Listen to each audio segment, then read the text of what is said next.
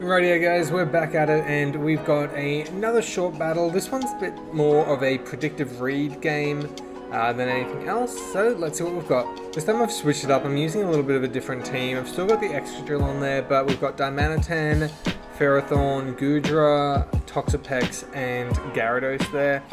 Seems like a pretty unusual team, not many of them are actually overused, but they do work really well in the format, particularly the Diamanitan.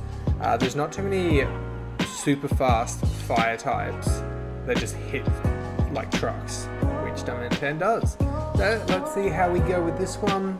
Yeah, I almost always lead with Diamanitan purely because it's my Scarfed Mon. It's got U-turn, so I can switch in and out as I see fit. And yeah, so gonna lead with Diamanitan.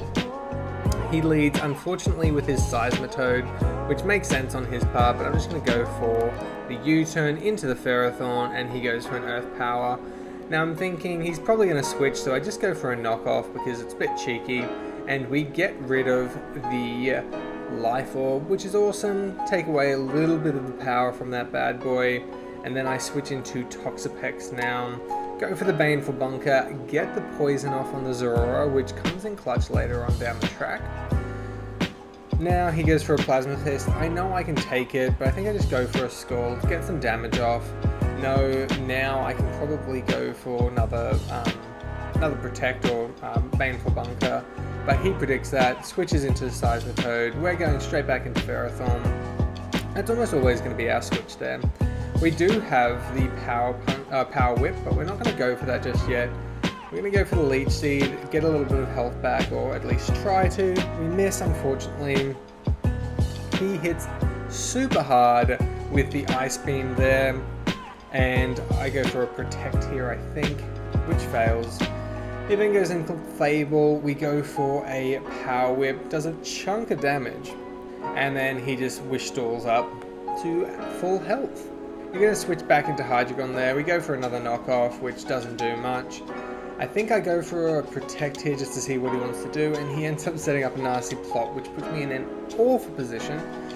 He just goes for the Flamethrower there. I go into Diamanitan, go for the U-turn, just sort of predicting at this point, and here's where the game gets good.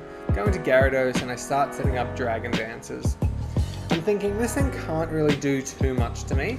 The best it's going to do is that Toxic, but I'm thinking, yeah, I'm all good. I'll go for another Dragon Dance here on the switch, and then I go for a Waterfall, which does a ton of damage. Now I'm thinking his Seismitoad was a little bit weak, so we can go for an Earthquake here, because that's going to do a chunk of damage.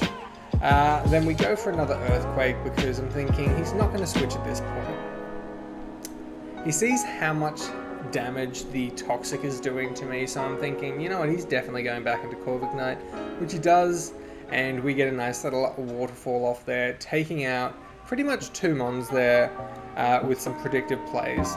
We go into Diamanitan, again, it's my Scarf user, and we get rid of that Seismitoad with absolutely no penalties. Now we're going into Excadrill, and we go for a Rapid Spin here. Again, we just need to be faster than some of the Mons on the other team, which we end up being.